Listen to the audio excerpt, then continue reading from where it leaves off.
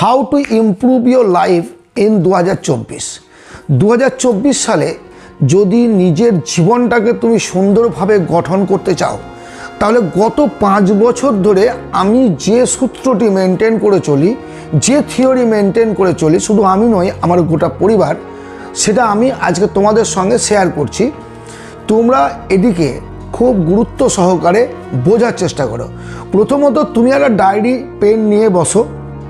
এখন একটুখানি তুমি বন্ধ করো ইউটিউবটাকে এবং ডায়েরি পেন নাও, কারণ 24 সাল দেখো সময় আসবে যাবে। যদি মনে করো যে 2023 31 ডিসেম্বর রাত্রি 12টার পরে 2024 1 জানুয়ারি শুরু হবে, এত টেনশনের কী আছে? প্রত্যেক বছরই তো সেরকম একটা ডেট চেঞ্জ। দেখো, date change is not a factor. এই ডেট চেঞ্জটার সঙ্গে সঙ্গে আমাদের জীবনের আয়ু, আমাদের জীবনের সফলতা, সুনাম সমস্ত কিছু নির্ভর করে। আমার এই সিক্রেটটি তোমাদের সঙ্গে শেয়ার করছি না, কঠিন কিছু নয়। কারণ দেখো, তুমি যদি শিলিগুড়ি যাও, তুমি যদি কলকাতা যাও, তুমি যদি পুরী যাও, ব্যাঙ্গালোর যাও, দিল্লি যাও, সুইজারল্যান্ড যাও, যেখানে যাবে তার একটা রোড ম্যাপ চাইতো। তার জন্য আগে থেকে মেন্টাল প্রিপারেশান নিতে হবে যে শীতের দেশে গেলে শীতের পোশাক নেব, গরমের জায়গায় গেলে গরমের পোশাক নেব, হিলে উঠতে গেলে তার সরঞ্জাম আলাদা নিতে হবে। এই সমস্ত যেমন ভাবতে হয়, অনুরূপভাবে 24-এর জন্য কিভাবে তুমি সঠিক পরিকল্পনা করবে, আমি যেটা করেছি সেটা তোমাদের সঙ্গে ডাইরেক্টলি শেয়ার করছি। প্রথমত, শক্তি চাই। কি শক্তি? বাহুবল, হ্যাঁ আমার দারুণ ক্ষমতা না, শক্তি, মেন্টাল পাওয়ার। 24 সালে আমি সম্পূর্ণ সালটাকে 365 দিনটাকে সুন্দরভাবে আমার জীবনে আমি অ্যাপ্লাই করব। এই মেন্টাল পাওয়ারটা প্রথমে তোমাকে রাখতে হবে। ইফোর্ট, ডায়েরি প্রথমে লিখো ইফোর্ট। দেন আগামী, বললাম তুমি আগামী 2024 সালে কি করবে সেটা তুমি লিখলে। এম, অ্যাম্বিশন, গোল, টাকা, ধন, সম্পত্তি, চাকরি, প্রমোশন, ফ্যামিলি, সব কিছু লেখার পর তুমি এবার রিফ্লেক্ট মিনস আমরা রিফ্লেকশন করি তো, আয়নার সামনে দাঁড়ালে একটা ছবি দেখতে পাই। কি দেখতে পাই? আমার অনুরূপ একটা ছবি। তো ঠিক 23-এর এই শেষ মুহূর্তে এসে গত 1 বছরের তোমার কতটা উন্নতি হয়েছে, কতটা অবনতি হয়েছে, তুমি কতটা পারতে উন্নতি করতে, সবটাকে একবার ক্যালকুলেশন করো, রিফ্লেক্ট করো। ইফেক্ট অ্যান্ড রিফ্লেক্ট প্রথমে তোমাকে করতে হবে যে তুমি আগামীতে কি চাও, পেছনে তুমি কি পাওনি, কেন পাওনি, কি তুমি অসুস্থতা ছিল, ভেবেছিলে তুমি একটা ভালো কাজ করবে, অবহেলার জন্য করতে পারেনি, নাকি অসুস্থতার জন্য করতে পারোনি। তোমাকে কিন্তু এটা একটা ভাবতে হবে যে আমি আড্ডাটা একটু কমালে হয়তো আমি এই জায়গায় পৌঁছাতে পারতাম। 24 সালে যে তুমি কিছু চাও, কেন চাও, কি চাও এবং কেন চাও। তোমার ছেলেকে ভালো একটা স্কুলে পড়াতে হবে, তাহলে সেই স্কুলের একটা খোঁজ খবর তোকে নিতে হবে। তোমার পরিবারের হেলথ ভালো রাখতে হবে, তাহলে আমাকে একটা হেলথ বিমা করতে হবে। আমাকে কিছু টাকা আরও বেশি, 12 মাসে আমি মিনিমাম 12,000 টাকা জমাবো বা 24,000 টাকা জমাবো। কীভাবে জমাবো? তাহলে এইটা তোমার কাছে ক্লিয়ার করো। প্রথমে বলছে এগুলো তুমি ক্লিয়ার করো আগে। 2024 সালে তুমি কি কি পেতে চাও সেটা কিন্তু এইবারে লিখো। তোমার যা ইচ্ছে আছে, যা ইচ্ছে, তোমার যত কিছু ড্রিম আছে, 2000টা ড্রিম আছে, তুমি সবটাকে তোমার ডায়েরির একটা পেজে সুন্দরভাবে টু দ্য পয়েন্ট লিখো যে 24 সালে তুমি কি পাবে।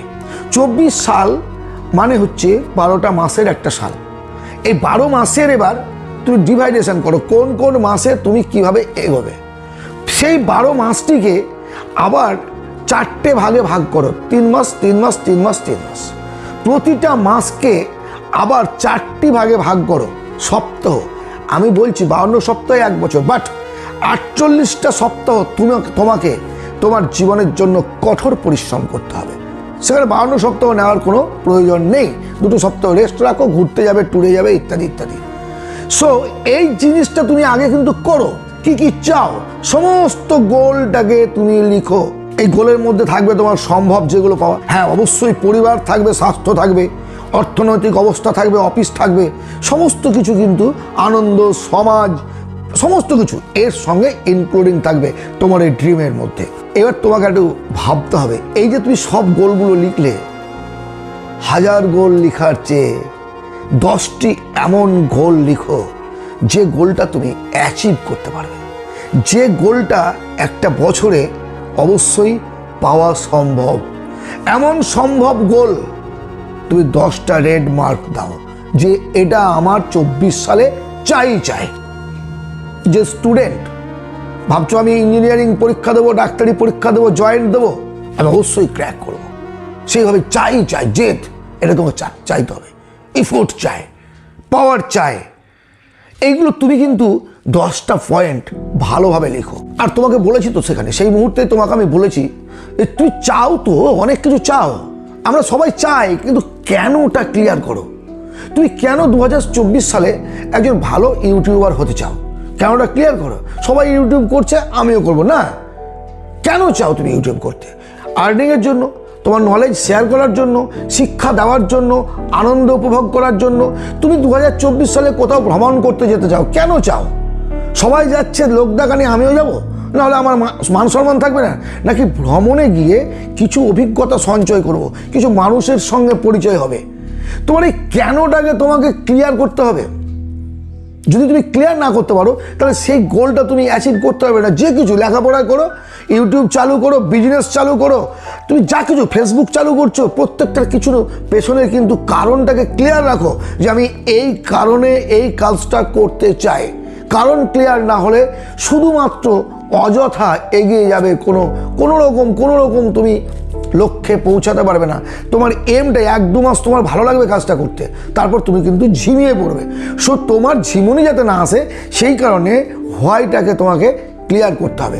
তারপর তুমি কিভাবে করবে সেটা ক্লিয়ার হয়ে যাবে। এবার খেয়াল করো, যে গোলগুলো তুমি লিখেছো সেটা পাওয়ার যোগ্যতা কি তোমার আছে? বা সেই গোলটি পেতে হলে যে যোগ্যতা তৈরি করার প্রয়োজন, সেটা তুমি তৈরি করতে পারবে? ধরো ফিলোসফিতে একজন পিএইচডি করেছেন, ডক্টর লিখেন তো, ডিআর, ডাক্তার নয় ডক্টর। তিনি যদি হঠাৎ করে রাত্রিবেলায় স্বপ্ন দেখেন যে আমি বিছানা থেকে উঠে চেম্বার খুলে বসবো, রুগী দেখবো, যেহেতু আমাকে তো লোকে ডক্টর বলে, হবে কি তাই? বা একজন ডাক্তার যিনি চিকিৎসক, তিনি যদি ভাবেন যে আমিও ডিআর লিখি, অর্থাৎ আমিও পিএইচডির সমকক্ষ, তাহলে আমি কাল থেকে ফিলোসফির ক্লাসটা নেব, হবে? নিজের যোগ্যতাকে যাচাই করো। আমি এমন একটা গোল সেট করলাম যেটা সম্ভবই না। সো নিজের কোয়ালিটি, ক্যাপাসিটি, স্ট্রেংথ, পাওয়ার সমস্ত কিছুর ওপরে তোমাকে তোমার গোলটাকে সেট করতে হবে, যেটা পাওয়া সম্ভব। এর আগের একটি ভিডিওতে আমি বলেছি যে একজন শিক্ষিত মানুষ প্রাইমারি স্কুলে শিক্ষকতা করে, গ্র্যাজুয়েট ছেলে, পিএইচডি করেছে, ইত্যাদি করেছে, বা মাস্টার ডিগ্রি করেছে, সে চেষ্টা করলে হাই স্কুলে বা প্রফেসর হতে পারবে। কিন্তু একটা দিনমজুর, সে ফাইন্যান্সিয়াল ফ্রিডম হবে, বাট সে যদি চায় যে আমি একটা পিএইচডি করে নেবো, হবে? তো তোমার কোয়ালিটিটা তোমাকে চিন্তা করতে হবে না, কোনটা তোমার ক্ষমতা আছে তোমাকে চিন্তা করতে হবে না। পাখি জলে সাঁতার কাটবে, এটা হয় না? কচ্ছপ গাছে উঠবে, এটা হয়? সবসময় ভাবো মাছকে আকাশে উঠতে দিলে হবে না। তো তোমার কোয়ালিটি, কোনো কাজ খারাপ না, কেউ খারাপ না, সমস্ত কিছুতে। আজকে যে বিজনেসটাই কেউ সফল হচ্ছে, বিজনেস সফল করেনি তাকে, সে সফল হচ্ছে, এটা ভালো করে ভেবো। একজন অসফল হচ্ছে, একজন সফল হচ্ছে, কেন? কারণ সেই ব্যক্তি নির্ভর সব কিছু। ব্যক্তিটা যদি আজকে যে বিজনেসটা প্রতিষ্ঠিত হয়নি, চালু হয়নি, একটা সময় দেখবে সেই বিজনেসটা চালু হয়ে গেল, কারো একজন হাত ধরে বিশাল একটা বড় ফিগার নিয়ে নিল।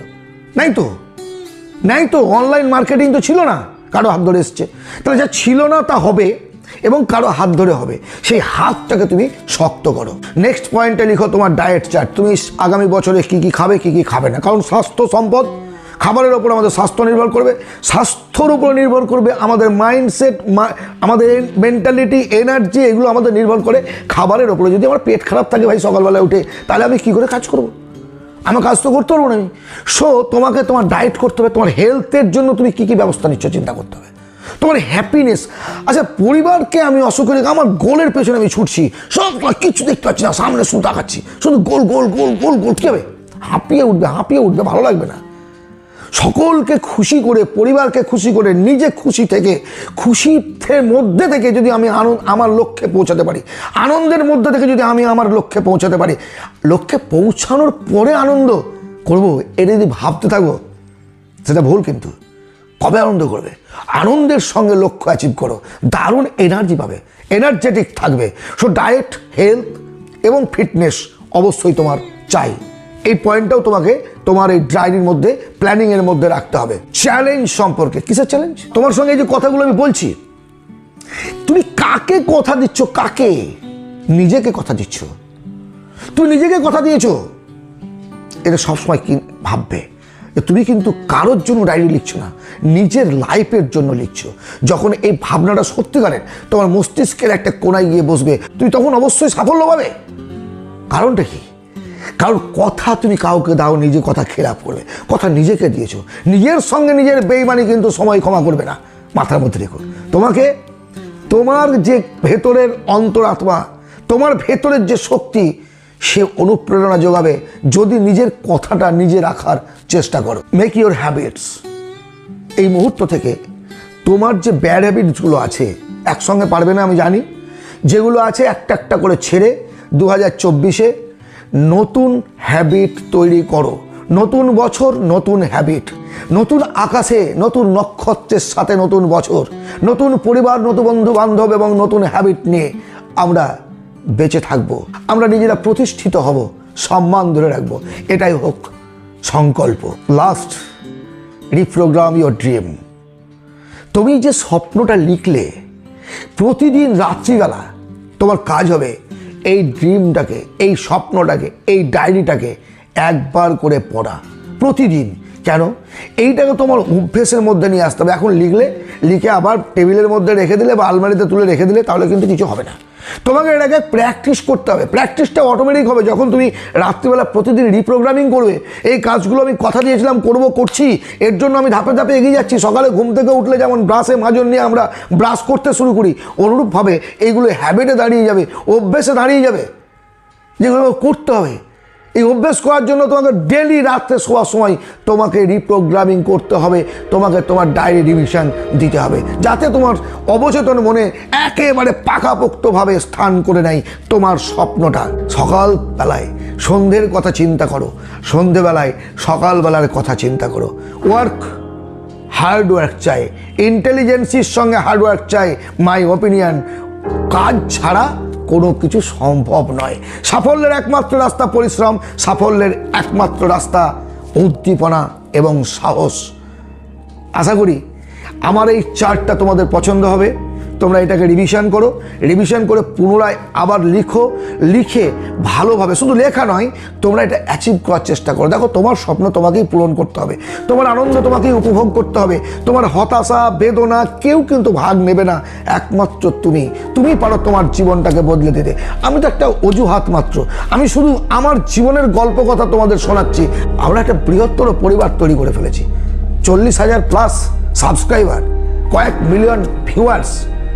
এটা একটা বৃহত্তর পরিবার। আমি মনে করি তোমাদের ভালোবাসা আমাকে অনেক অনেক কিছু দিয়েছে, সুতরাং আমিও চাই আরো কঠিনভাবে সামনের বছরটাকে উপভোগ করতে। ধন্যবাদ, ভালো থেকো। যদি ভালো লাগে একটা লাইক ও সাবস্ক্রাইব করবে, শেয়ার করবে বন্ধু বান্ধবদের মধ্যে। আগামী ভিডিওতে আবার কথা হবে।